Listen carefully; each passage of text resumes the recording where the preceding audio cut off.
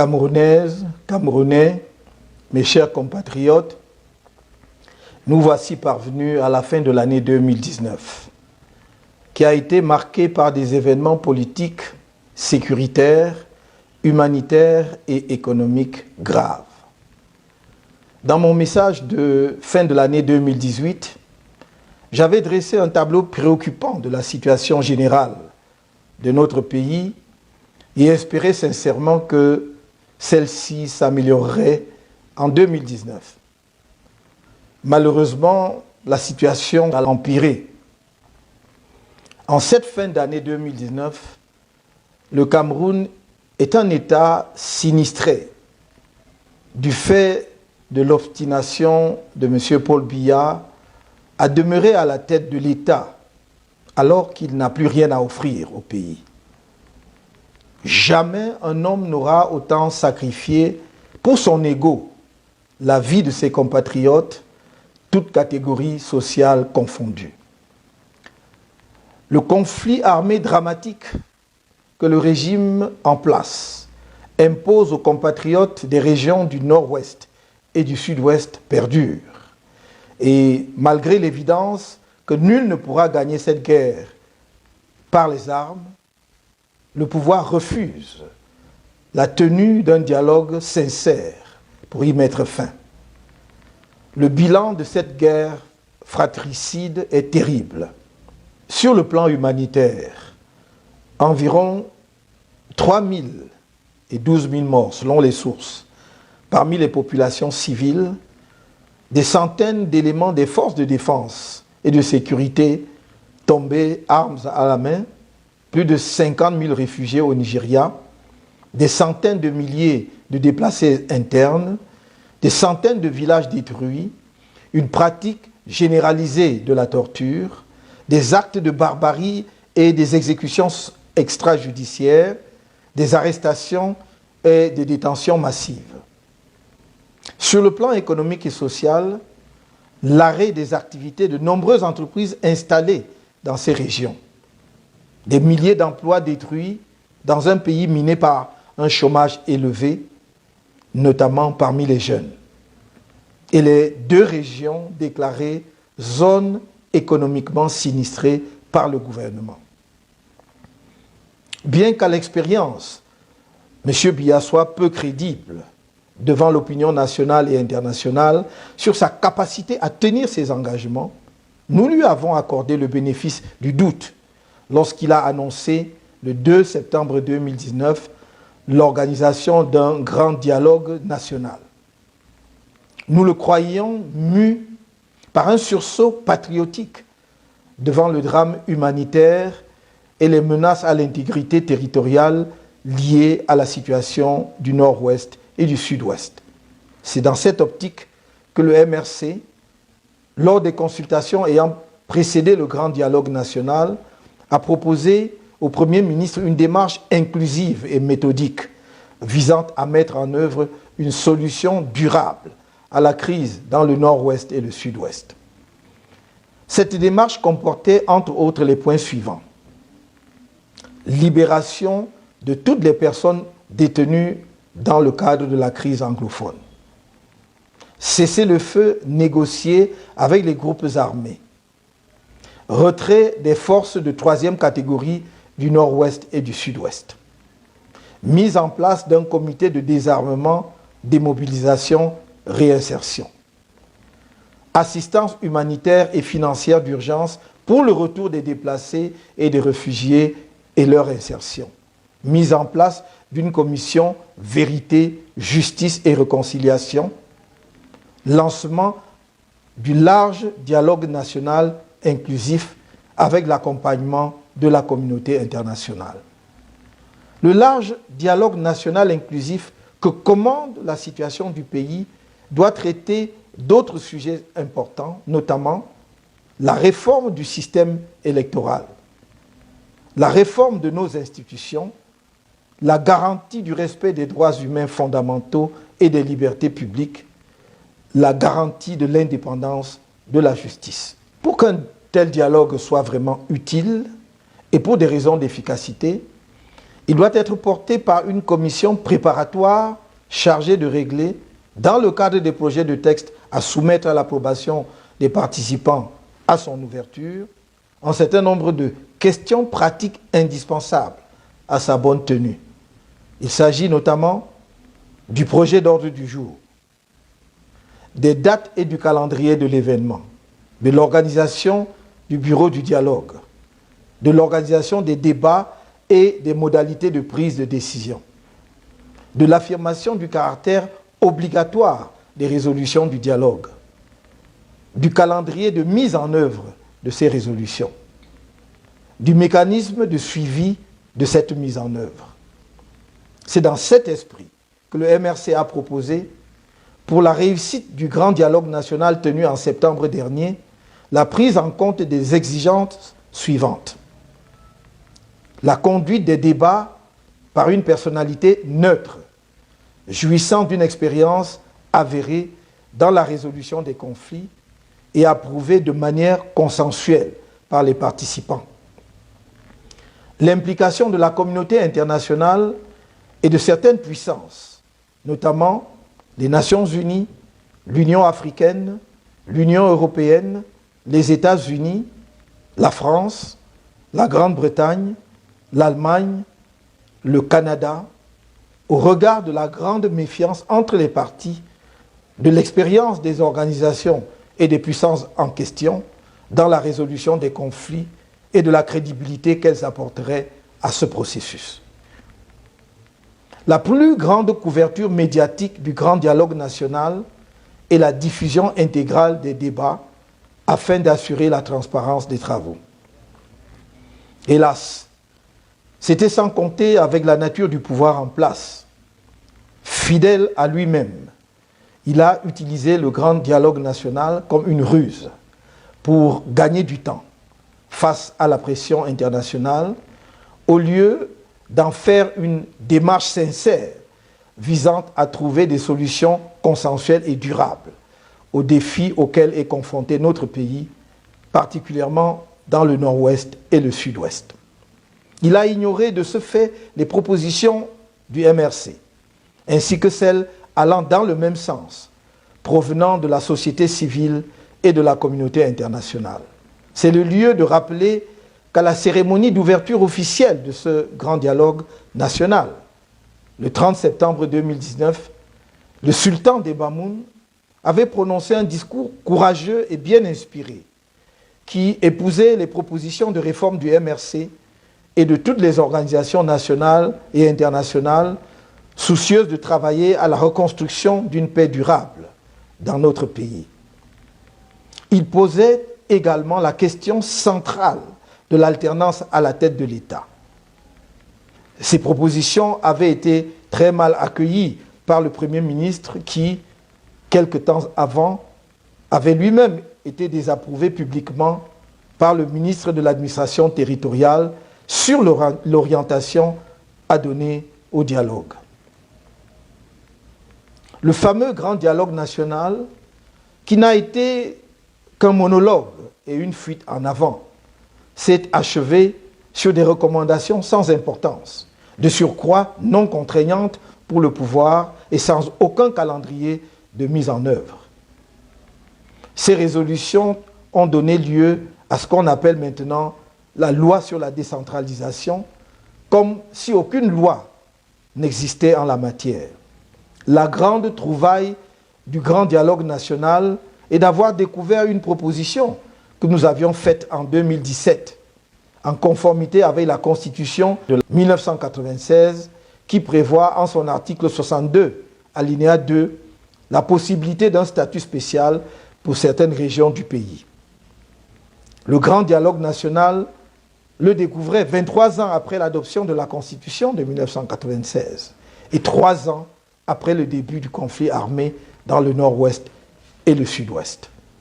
Au regard de la profondeur du climat de défiance des populations du nord-ouest et du sud-ouest vis-à-vis du pouvoir en place et de la persistance du conflit armé qui a causé des dégâts humains, économiques et sociaux importants, cette loi sur la décentralisation arrive sans doute trop tard et offre très peu pour la résolution de la crise.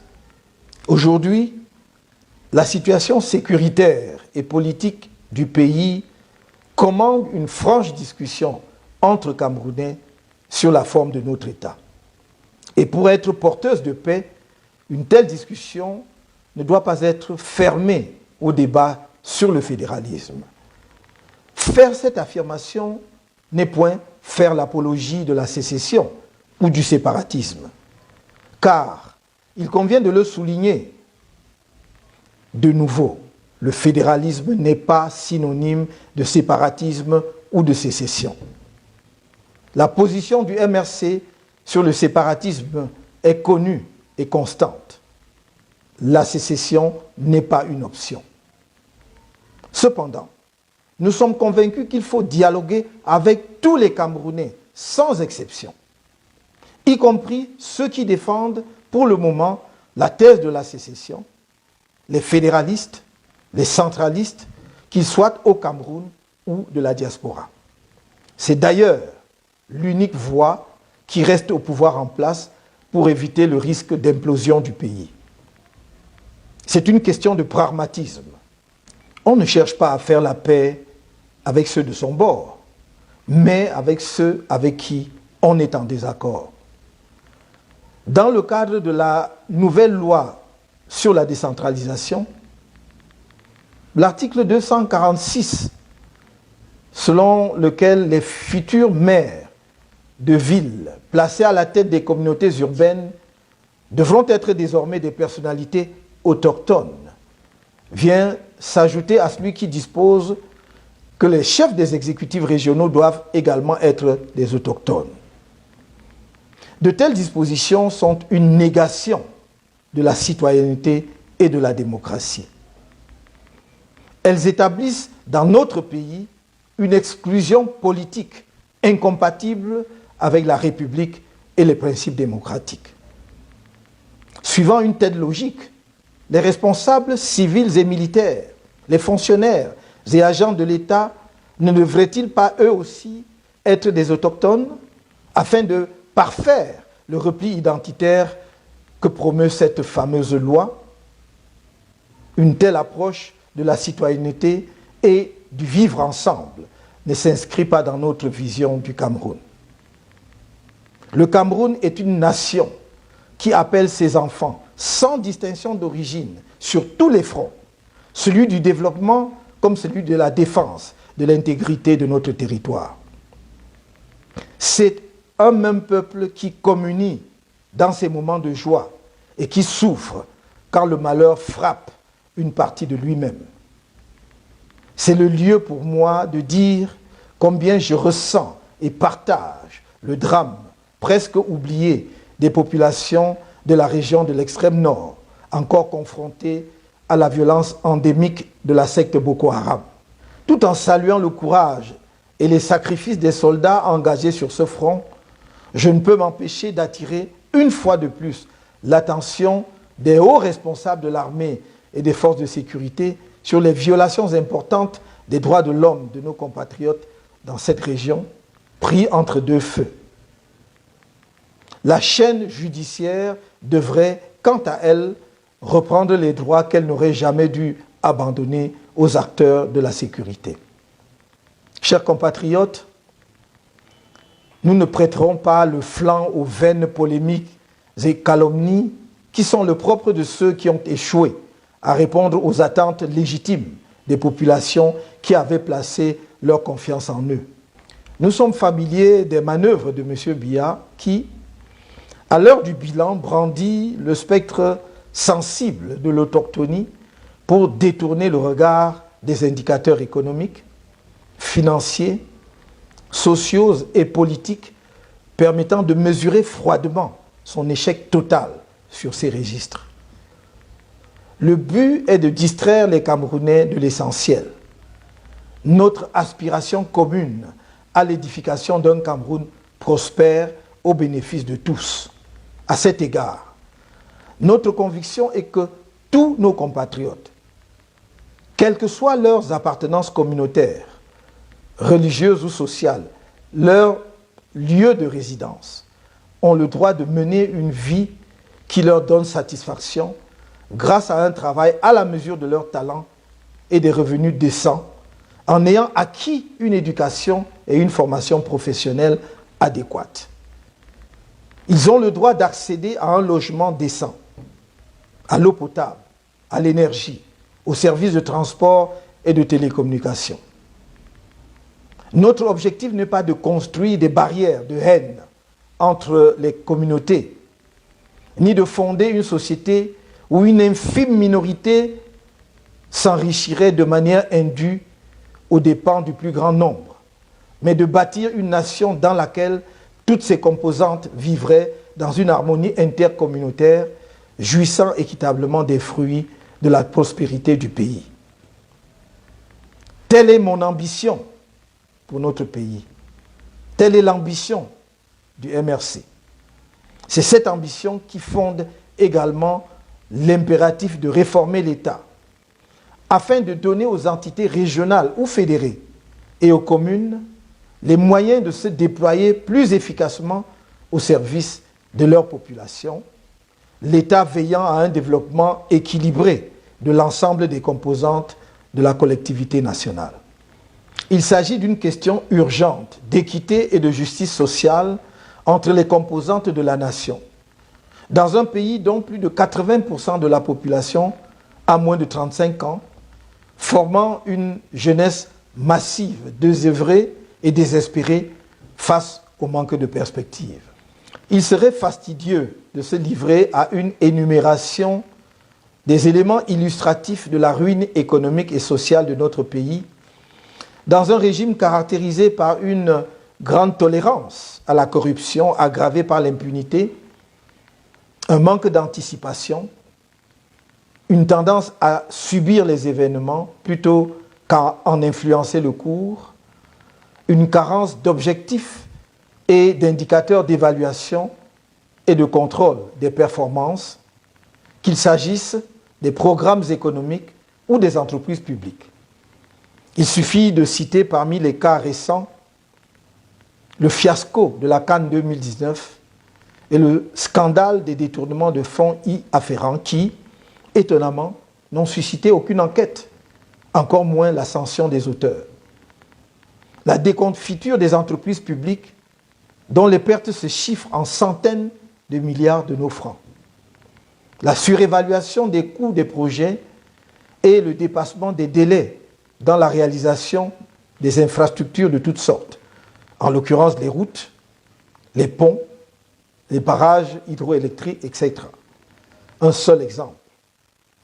7 ans après le démarrage du projet de barrage de Memvele, alors que les Camerounais attendaient 230 mégawatts de ce barrage qui a coûté 430 milliards de francs CFA, soit 3 fois le prix normal, ils ne reçoivent que 80 mégawatts. Camerounaises, Camerounais, chers compatriotes, le 7 octobre 2018 a eu lieu l'élection présidentielle. Vous m'avez fait confiance, mais votre victoire a été volée dans des conditions de fraude massive et ignoble dont vous avez été les témoins. Face à ce hold-up électoral et au regard des graves problèmes politiques du pays, le MRC et ses alliés ont engagé un plan national de résistance avec pour point culminant l'organisation de marches blanches pacifiques. Ces marches pacifiques visaient à obtenir la fin de la guerre dans les régions du nord-ouest et du sud-ouest. Le recomptage des voix, bureau de vote par bureau de vote, en croisant les procès-verbaux avec des listes d'émargement. L'arrêt de la succession de gré à gré au sommet de l'État. La clarification du fiasco du retrait à notre pays de l'organisation de la Cannes 2019 et du scandale financier qui l'a entouré. Les marches organisées ont donné lieu à une répression armée d'une barbarie sans précédent dans notre pays, puis à des vagues d'arrestations illégales, des actes de torture, des violations massives des droits humains fondamentaux, à l'emprisonnement des centaines de militants et sympathisants du MRC et même de simples passants, enfin à des actes de barbarie judiciaire posés par une justice totalement aux ordres.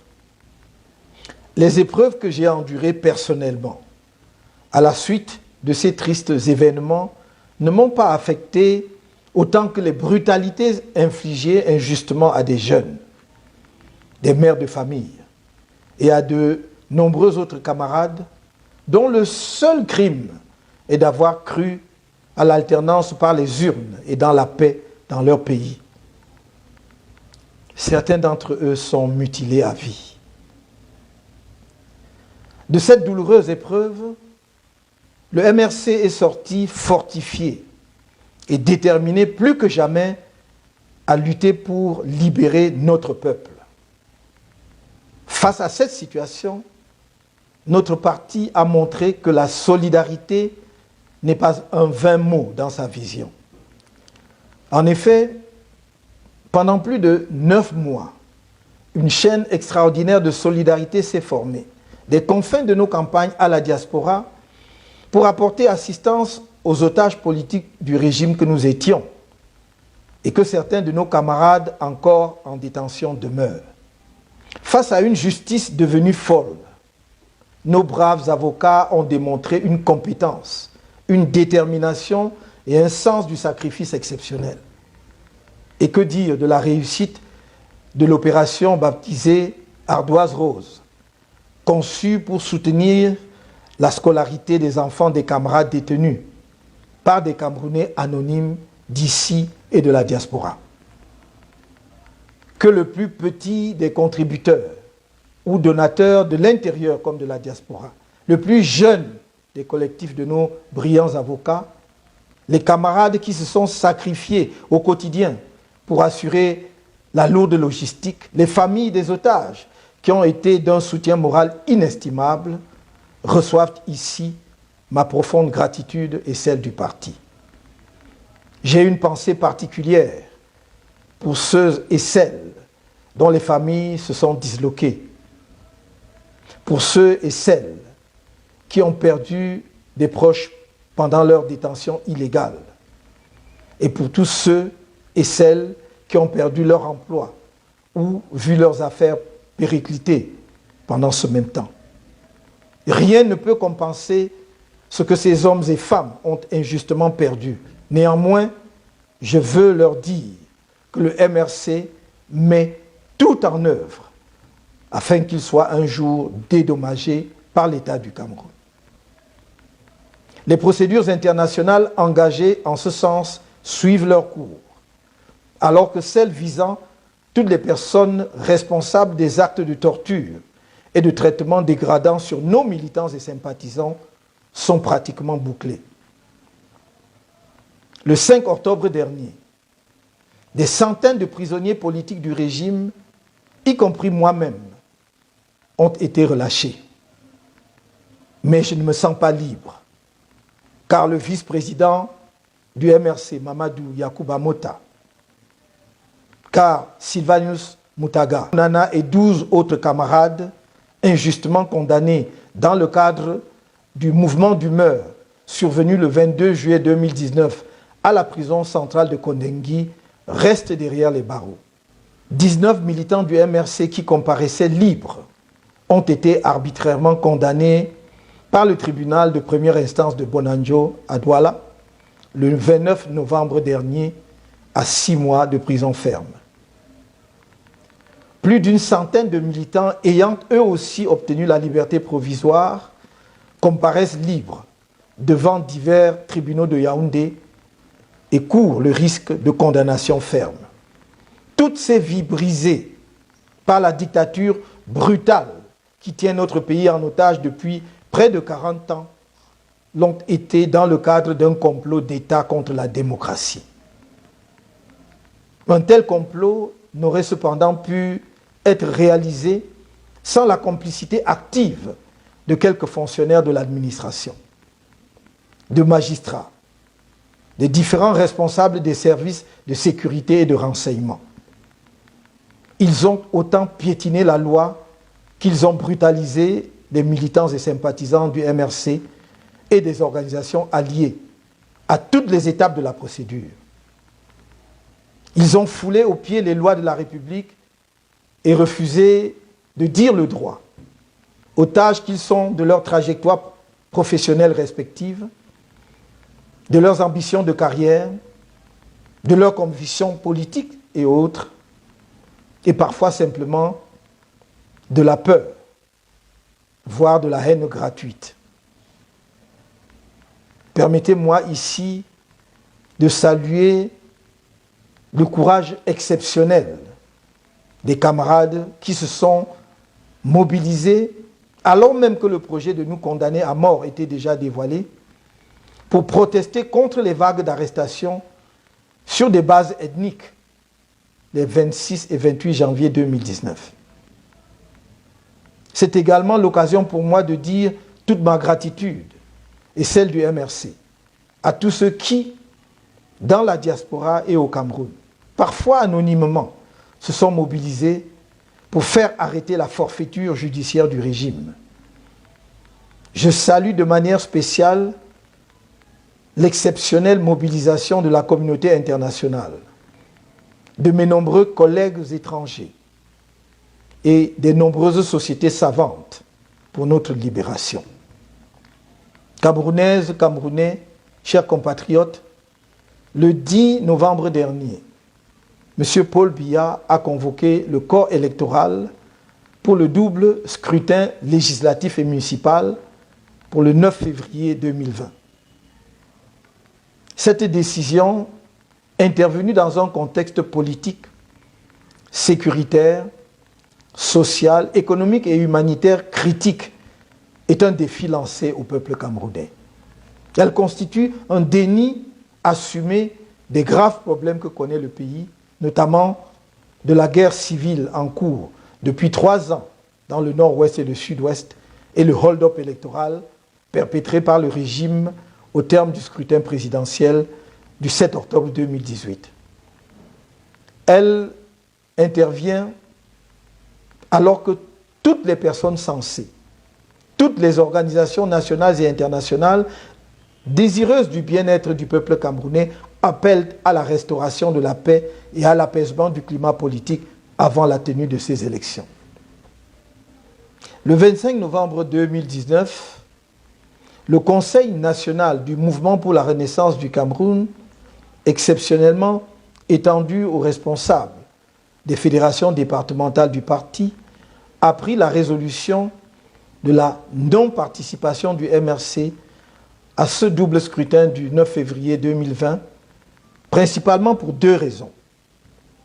La persistance de la guerre dans les régions du nord-ouest et du sud-ouest et le refus du pouvoir de réviser de façon consensuelle le système électoral avant toute nouvelle élection.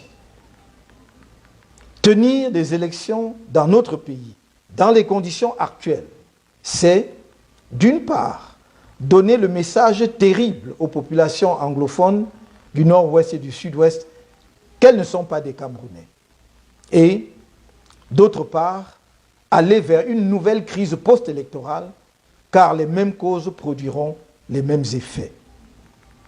Le pouvoir en place ne peut tenir ces élections sans risque de contestation qu'uniquement avec ses alliés traditionnels et ceux qui l'ont rallié à l'occasion de l'élection présidentielle de 2018. J'ajoute que s'agissant de la guerre dans le nord-ouest et le sud-ouest, le gouvernement dissimule les chiffres réels sur les pertes en vies humaines en général et en particulier dans les rangs de nos forces de défense et de sécurité.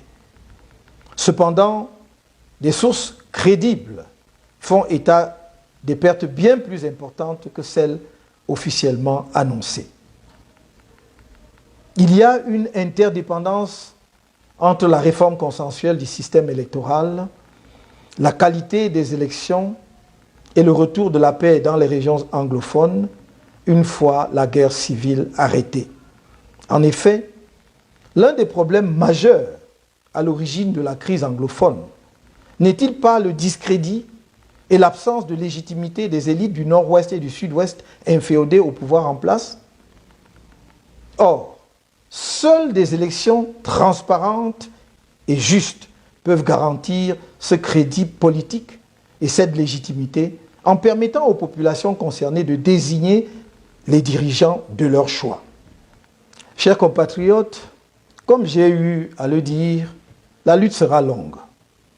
Mais il ne tient qu'au peuple camerounais de se mobiliser pour obtenir la victoire à brève échéance. La lutte de libération de notre pays a plus que jamais besoin de la mobilisation de tous et de l'engagement de chacun. Au moment où nous engageons la phase 3 du plan national de résistance. Cette troisième phase s'organise autour des points suivants. 1. Mettre tout en œuvre pour obtenir la libération dans les meilleurs délais possibles de nos camarades, militants et sympathisants, prisonniers politiques encore injustement détenus. 2. Assurer la réussite du boycott du double scrutin prévu le 9 février 2020, car la tenue de ces élections conduira à une impasse et aggravera le conflit armé dans le nord-ouest et le sud-ouest, autant que les tensions politiques dans le pays. Il s'agit donc d'une action de salut national qui va au-delà des clivages partisans, linguistiques, ethniques, religieux, etc., qui n'expose la vie d'aucun citoyen camerounais, mais offre à chacun une occasion d'exprimer son désaccord avec la conduite des affaires du pays sans courir aucun risque. Ne l'oubliez pas, le vote n'est pas obligatoire au Cameroun. Vous n'encourrez donc aucune sanction si vous décidez, comme je vous le demande, de ne pas aller voter. 3. Au cas où le pouvoir passerait en force, comme à son habitude, 2 types d'actions seront engagés. Premier type d'action, mobiliser la population afin qu'elle fasse entendre ses revendications par toutes les voies pacifiques.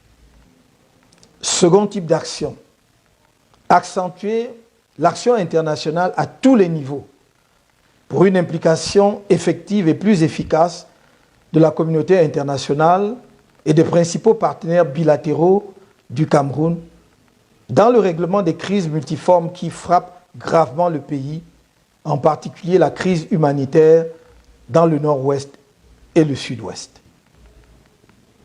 Camerounaises, Camerounais, chers compatriotes, en ce moment de grand danger pour le Cameroun, quelques esprits faibles, pris de panique, crachent le venin de la haine. Ils sont victimes de leur peur. C'est à ce moment précisément que notre pays a le plus grand besoin de femmes et d'hommes capables d'élévation d'esprit, de patriotisme profond, d'empathie pour leurs compatriotes, pour franchir le cap délicat, sans sombrer dans la démence du chaos sécuritaire et politique. C'est pourquoi, fidèle à ma démarche constante de rassemblement sans exclusive des forces vives du pays, je fais appel à ce qu'il y a de meilleur en chacun de nous pour échapper à l'autodestruction nationale, à cette inclination tribaliste qui se fait chaque jour plus forte, et à nous atteler résolument à construire ensemble la République nouvelle que notre peuple appelle de tous ses vœux depuis si longtemps. Une telle mission transcende les partis politiques, les clivages ethniques, les appartenances religieuses et les croyances de toutes sortes. C'est à un sursaut national que la situation dramatique de notre pays appelle sans délai tous ses enfants. Nous devons avoir le courage de constater que le système en place a épuisé sa logique et que le Cameroun ne peut plus rien en attendre. Nous devons convenir qu'il devient urgent de régler les crises qui menacent notre intégrité et sa cohésion, qu'il est temps de trouver un nouveau leadership pour le pays afin de donner une chance à la jeunesse camerounaise nombreuse, talentueuse, mais désespérée et sans avenir dans les conditions actuelles. Je sais qu'il y a suffisamment de talents humains et de ressources dans notre pays pour lui garantir un avenir radieux. Résistons. Un bel avenir nous attend. Je vous souhaite une heureuse année 2020. Vive la résistance nationale pacifique. Vive le Cameroun.